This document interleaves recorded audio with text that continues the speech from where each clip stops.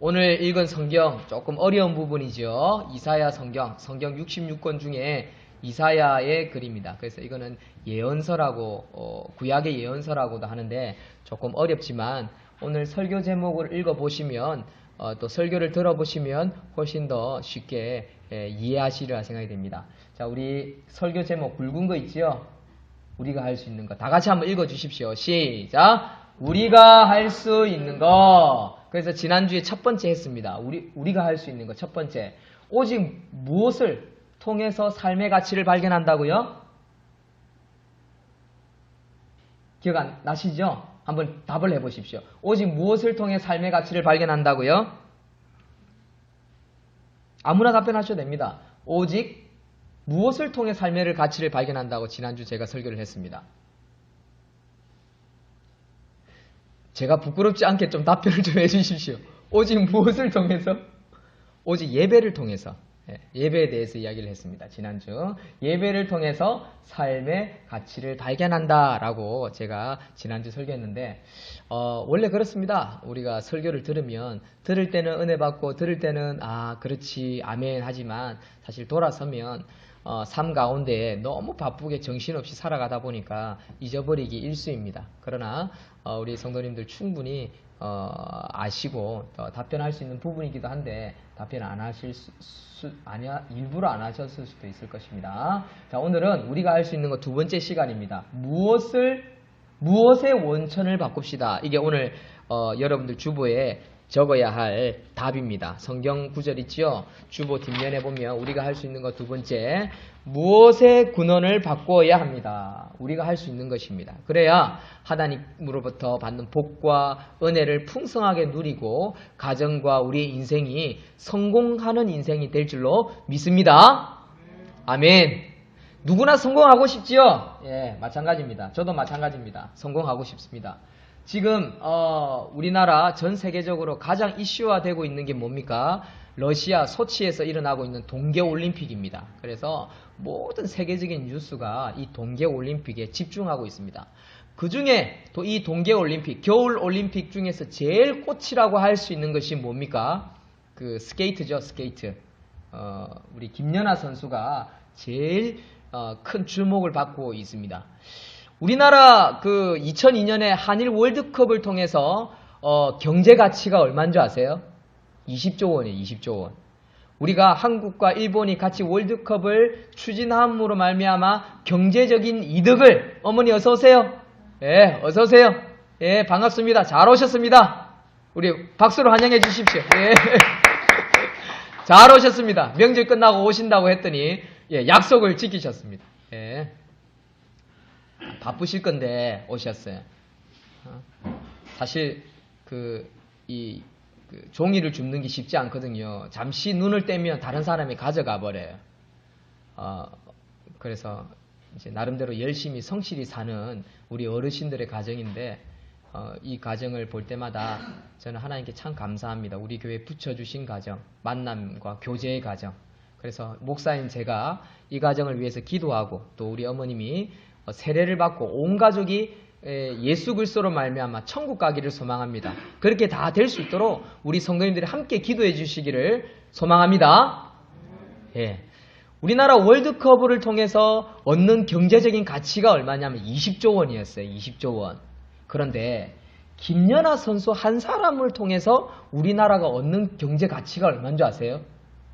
6조 원이에요. 6조 원. 엄청나죠?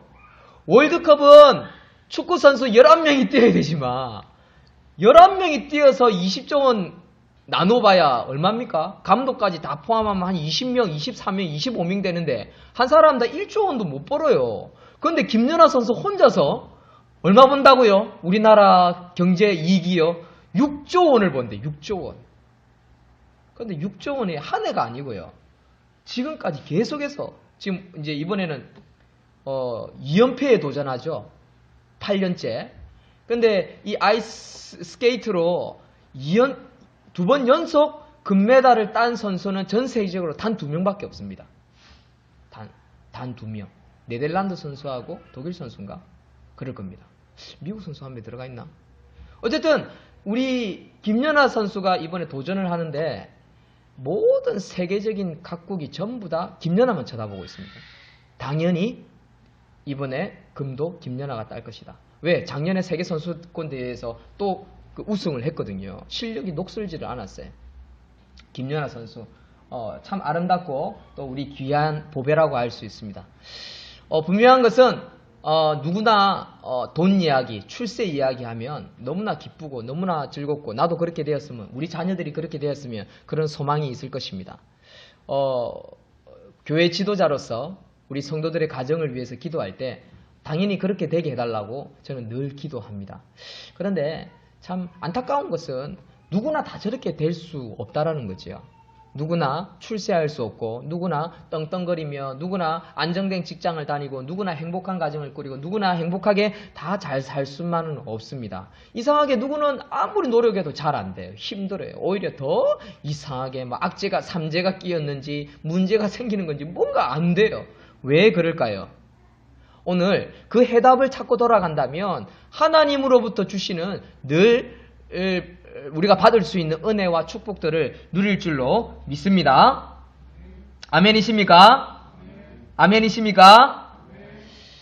자, 스케이트를 통해서 우리나라가 얻는 금메달이 또 하나가 있습니다. 이상화 선수, 스피드, 세계 신기록을 가진 선수입니다. 그래서 지금 동계올림픽 우리나라 사진 이상화 선수하고 김연아 선수가 둘이서 응원하는 모습이 훈훈하게 찍혀가지고 네티즌들이 엄청 많이 보고 있는데 그 중에 보고 있는 선수가 한 명 더 있어요. 요 안현수라는 사람입니다. 남자지요. 그런데 이 사람은요, 안현수 한국 이름을 가졌는데 한국 사람이 아니에요. 러시아 사람입니다. 우리나라 사람이 아닙니다. 근데 이 사람이 어저께 금메달을 땄어요. 근데 옆에 보면 여기 한국 코치가 있죠. 이 사람 한국 코치예요. 눈빛을 한번 보세요. 어떤 눈빛입니까? 너무나 부러운 그리고 뭔가 씁쓸한 표정이죠. 그렇죠? 한국 안현수가 금메달을 땄는데 씁쓸해요. 왜 씁쓸한 줄 아세요? 여기 내막이 있습니다. 안현수가 러시아 사람으로 왜 귀화를 했는 줄 아세요? 우리나라 스피드 스케이팅인 이건 뭐라 하죠? 갑자기 생각 안 납니다. 쇼트 트랙이라는 건데 이 쇼트 트랙이 우리나라가 최강자입니다. 한 12년째. 여기에 나갔다면 우리나라 선수가 거의 대부분 금을 휩쓸어요. 특히 이 안현수는 8년 전에 금메달을 3개를 땄어요. 엄청난 선수였죠. 그런데 이 우리나라 이 쇼트 트랙이 너무나 강국이다 보니까 이 쇼트트랙에 출전하는 선수가 많아요. 그래서 이 쇼트트랙의 코치들이 팝을 싸움을 하기 시작했어요. 무슨 말이냐? 내 선수, 우리 학교 출신, 우리 동네, 우리 고향 사람, 이 아이가 국가대표로 나가면 이 아이 분명히 금메달 딴다. 그래가지고 실력이 너무너무 비슷하고 우리나라 선수는 무조건 나가면 금메달 따니까 내 선수를 집어넣으려고 팝을 싸움이 일어났어요. 서로 우리나라 사람들끼리 서로 물고 뜯고 싸우는 거예요. 그 중에 제일 큰 상처를 받은 사람이 이 안현수예요. 한번 다쳤습니다. 사고가 났어요. 그래가지고 수술을 받았습니다. 복귀를 하는데 복귀를 못하게 막는 거예요. 못 들어오게. 안현수 너는 이제 늙었다. 퇴물이다. 지금 20대 초반에 10대 말에 아이들이 얼마나 잘 타는 아이들이 많은데 너 국가대표 되지 마라. 그래서 우리나라에서 쫓겨났어요. 스피드 스케이트 선수로서. 그래서 어디를 갔느냐? 열심히 노력해가지고 나이도 많은데 열심히 노력해가지고 미국을 갈까 러시아를 갈까 고민하다가 미국에서는 돈이 없어서 못 데리고 가고 러시아에서 훨씬 더 좋은 조건으로 올림픽도 있고 하니까 데리고 간 거예요. 근데 러시아에서는 이 쇼트트랙에서 금메달 따본 적이 있느냐? 한 번도 없어요. 메달이라고는 없어요. 동메달도 따본 적이 없어요. 그런데 일주일 전에 이 안현수가 동메달을 딴 거예요. 나라에서 난리가 났습니다. 러시아 대통령이 와가지고 막 러시아에 엄청난 선수가 생겼다. 전 세계적으로 자랑하기 시작했어요. 그리고 전부 다 우리나라 코치, 우리나라 뉴스들도요. 안현수 전부 다 이 사람을 쳐다보고 있는 거예요. 우리나라 사람 아닙니다. 안타까운 것은 이 사람이 어저께는 또 금메달을 땄어요. 그래가지고 지금 러시아에서는 이 사람의 코치가 앞으로 되고요. 러시아에서는 영웅으로 완전히 세워져 버렸어요. 우리나라의 영웅이 아니에요. 웃긴 것은. 남의 나라의 영웅이 되어버렸어요. 어쩌다가 이래 됐습니까? 어쩌다가. 왜 이럴까요? 왜 이렇게 훌륭한 선수를 남의 나라에 빼앗겨 버렸을까요? 우리나라 지금 금메달 한 개 동 하나 땄어요. 어제 배우니까 은메달 하나 땄더라고요. 동 하나, 금 하나, 은 하나, 동 하나, 111 땄어요. 그런데 안현수 혼자 벌써 금 하나, 동 하나 땄어요. 웃기지 않습니까? 남의 나라 선수가 되어버렸어요. 왜 이럴까요? 그것은 바로 인간의 교만함이 있습니다. 교만. 지 잘났다라는 거죠. 지 잘났다라는 거죠. 팝을 싸움하는 사람들이 이유가 뭡니까? 내가 잘났다. 내 아들이 잘났다. 우리 동네 아이가 더 잘났다. 우리 학교 출신이 잘났어. 잘났다라는 거, 잘났다는 거.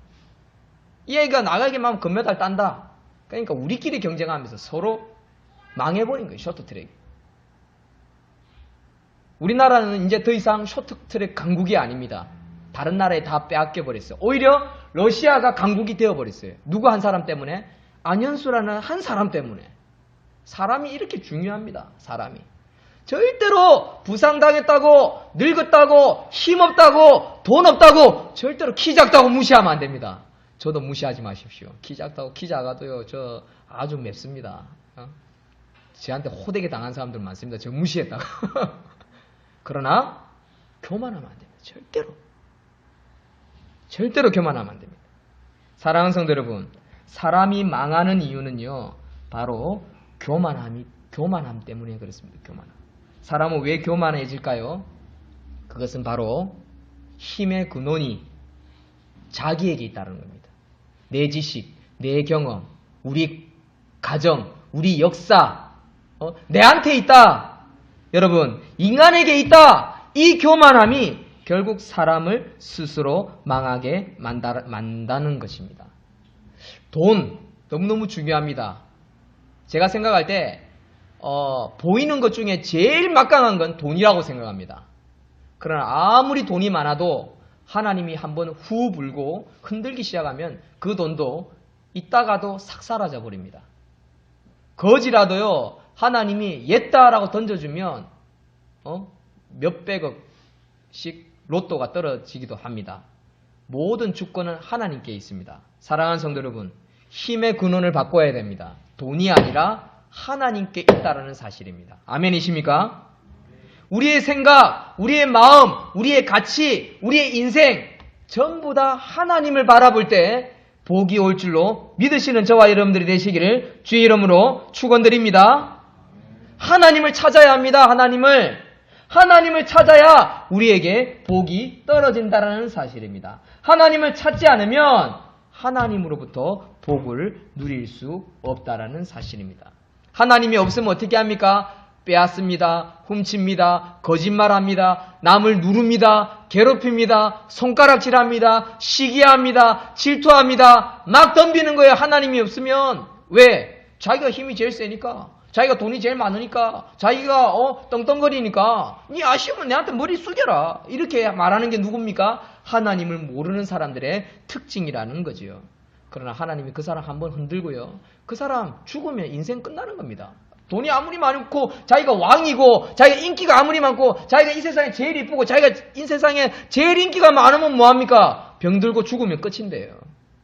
사랑하는 성도 여러분, 인생의 모든 힘의 근원은 하나님께 있음을 믿으시는 저와 여러분들이 되시기를 주의 이름으로 축원드립니다. 그런데 사람들이 하나님을 찾지 않는 이유가 뭘까요? 하나님을 왜 찾지 않을까요?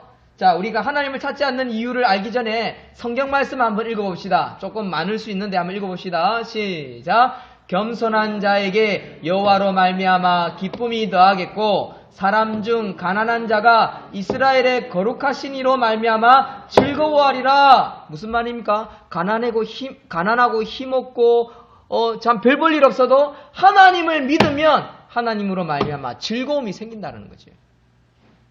한 번 더 읽겠습니다. 밑에 젊은 자들아, 시작. 젊은 자들아, 이와 같이 장로들에게 순종하고 다 서로 겸손으로 허리를 동이라. 하나님은 교만한 자를 대적하시되 겸손한 자들에게는 은혜를 주시느니라. 아멘. 젊은 사람들은요, 나이 드신 어른들을 절대로 무시하면 안 됩니다.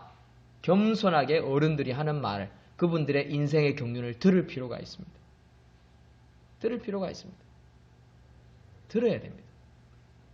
우리 하나로 교회도 밴드라는 사이트를 가지고 있지만 거기에 이런저런 글을 올려놓으면 우리 선배 집사님들이 이런저런 조언을 합니다.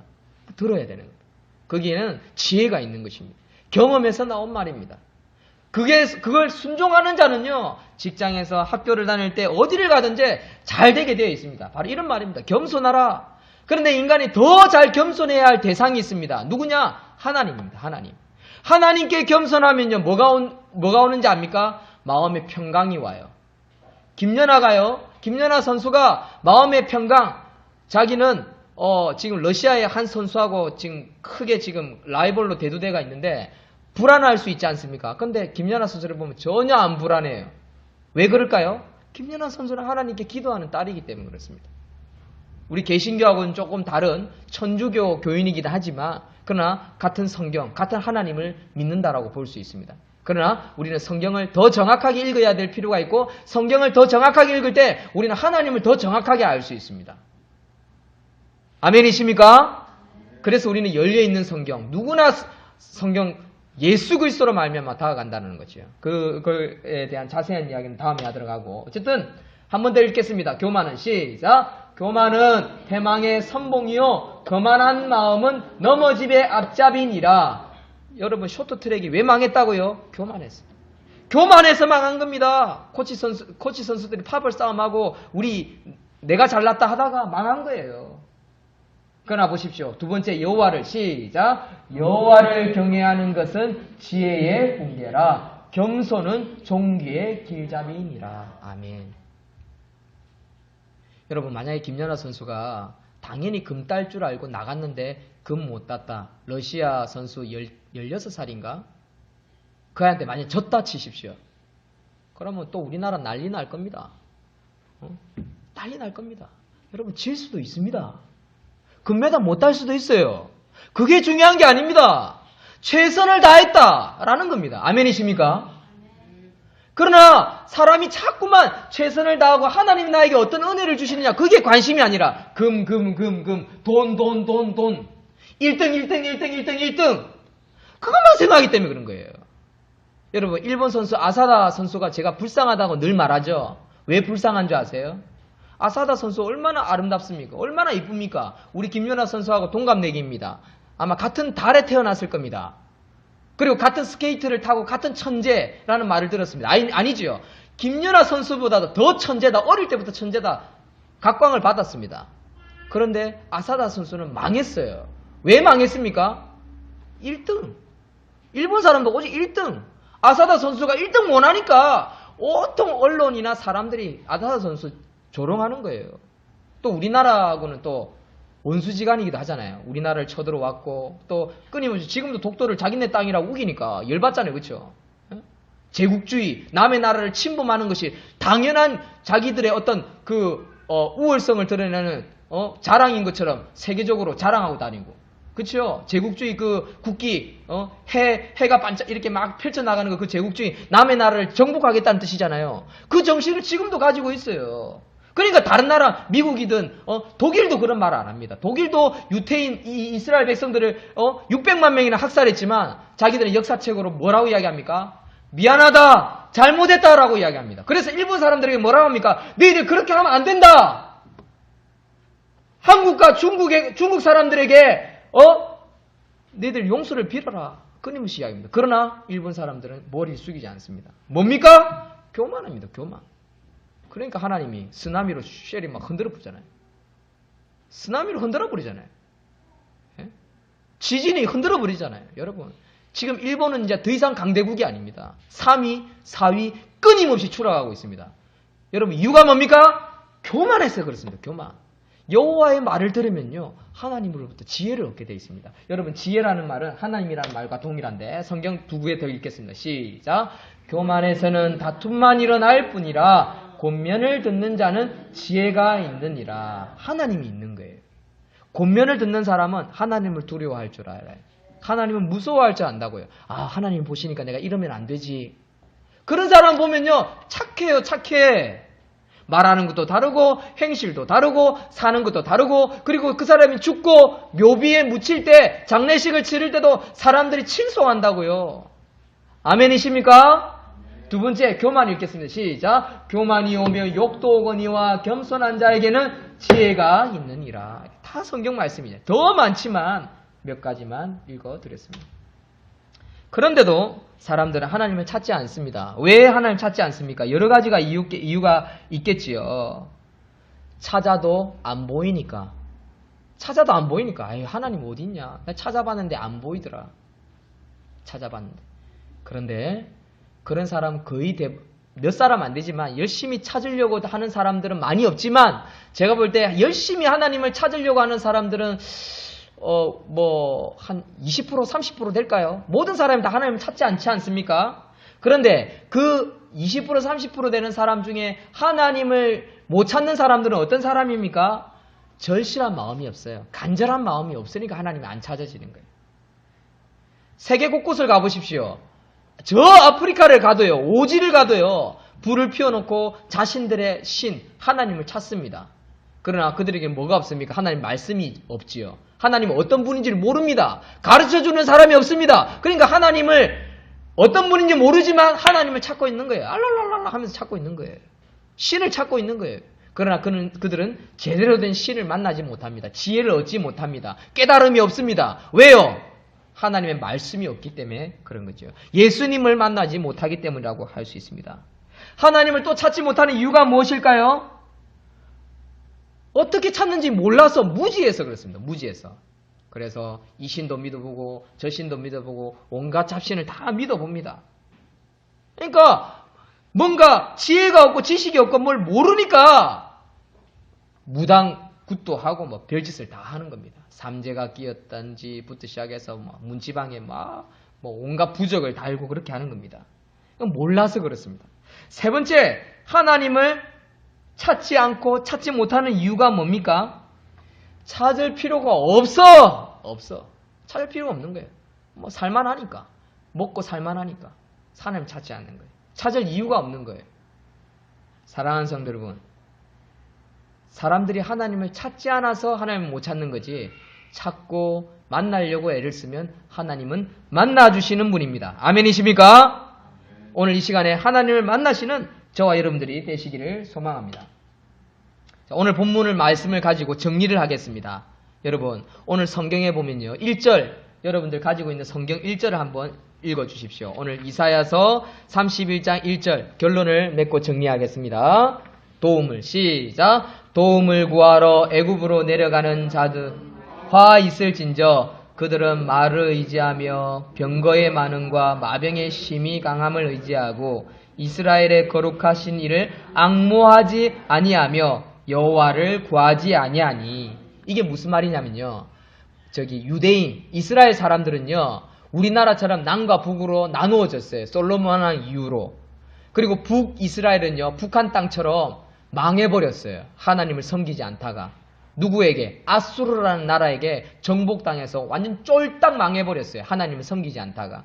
근데 남쪽, 우리나라처럼 남한 땅, 남유다는요, 하나님을 섬기는 척 했습니다. 예배는 드렸습니다. 그런데 이 사람들은 하나님을 섬기는 척은 했지만 그들은 하나님이 눈에 보이지 않으니까 더 좋아하는 사람이 있었는데, 미국 땅과 같은 애굽이라는 이집트 나라를 더 좋아했습니다. 왜? 그 나라에는 힘이 세고요, 병거가 많고요, 돈이 많고요, 잘 살고요, 사람이 눈에 보이는 왕이 있고요. 그러니까 저 이집트에 가면 저 사람들이 우리를 도와주면 이 아수르로부터 우리가 구원받을 수 있다. 우리가 저 애굽하고 힘을 합쳐야지 보이지 않는 하나님은 이거 신경 써서 될 일이 아니다라고 하면서 늘 그런 마음을 먹고 있었습니다. 여러분, 이것은요, 오늘날 성도들이 하나님 앞에 예배드린다고 하면서 하나님을 마땅히 찾고 하나님만 바라보면서 겸손히 살아야 되는데, 하나님이 눈에 보이지 않으니까 세상의 부귀 영화를 쫓아가는 모습과 똑같은 것이라고 할 수 있습니다. 돈만 있으면 떵떵거리며 더 좋은, 더 재미난 신앙생활 할 수 있어. 여러분, 이것은 하나님이 원하시는 신앙생활이 아닙니다. 그렇다고 해서 하나님은 우리가 못 살기를 원하시는 것이 아닙니다. 하나님은 우리 힘의 원천, 인생의 기준이 돈이 아니라 하나님이 먼저이기를 하나님은 원하십니다. 여러분, 사랑하는 남녀가 있습니다. 결혼하기로 했습니다. 근데 그 상대방이 내가 아닌 다른 남자, 다른 여자를 만난다. 그럼 기분 좋겠습니까? 안 좋겠습니까? 기분 안 좋죠. 마찬가지입니다. 하나님도 하나님 자신만을 먼저 사랑해 주기를 원합니다. 우리가 인간이 하나님을 먼저 사랑해 하나님 기뻐하신다는 거죠. 그게 하나님의 뜻이라는 겁니다. 그럴 때 하나님께서는 우리에게 복을 주시고 은혜를 주신다는 것이 오늘 이사야의 말씀이라고 할 수 있습니다.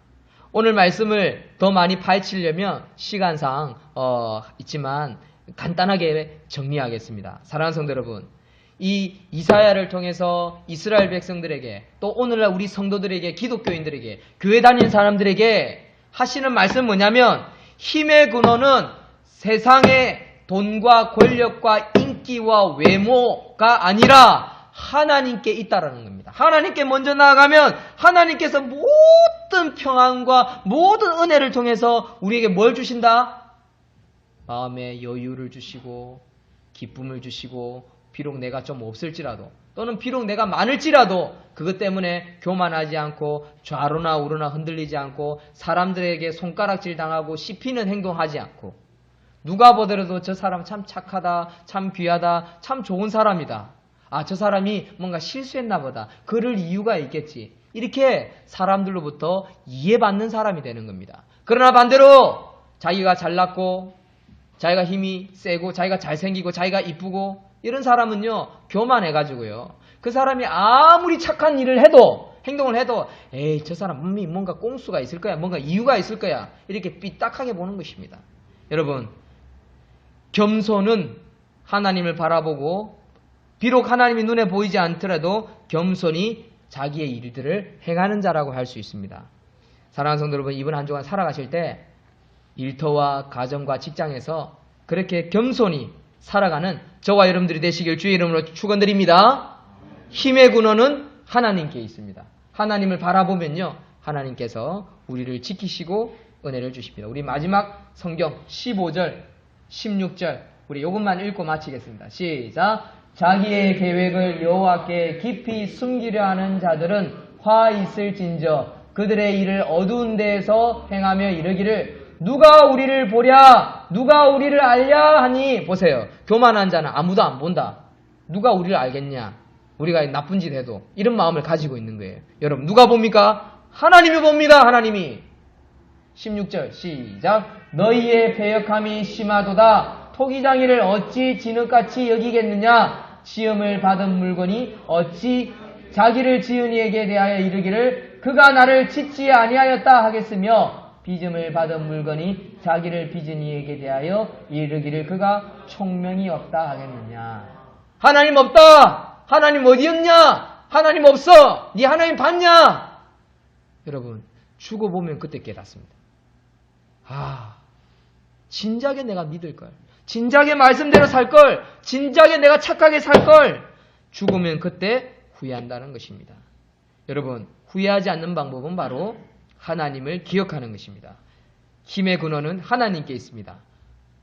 하나님께 있다는 것은 바로 비록 내가 지금 가난하고 작고 힘없고 능력이 없을지라도 마음에 뭐가 있습니까? 평강이 있고요, 기쁨이 있고요, 즐거움이 있고요, 행복이 있고요. 그래서 사람들이 그런 나를 보면서 고마워하고 즐거워하고 그들도 나 때문에 행복해할 수 있는 것. 꼭 돈 많고 능력이 있고 인기가 있고 권력이 있어야만 되는 게 아닙니다. 오히려 그런 사람들이 부패하면 사람들이 다 뭐합니까? 손가락질합니다. 저 인간, 저 나쁜 놈. 여러분, 그에게는 뭐가 없습니까? 평강이 없습니다. 기쁨이 없습니다. 행복이 없습니다. 그러나 나에게 아무것도 없을지라도 하나님만 계신다면 기쁨이 넘치고 행복을 얻는 저와 여러분들이 될 줄로 믿습니다. 우리가 할 수 있는 것은 힘의 근원을 하나님께 두는 겁니다. 힘의 근원을 바꾸는 저와 여러분들이 되시길 주의 이름으로 축원드립니다. 기도하겠습니다. 하나님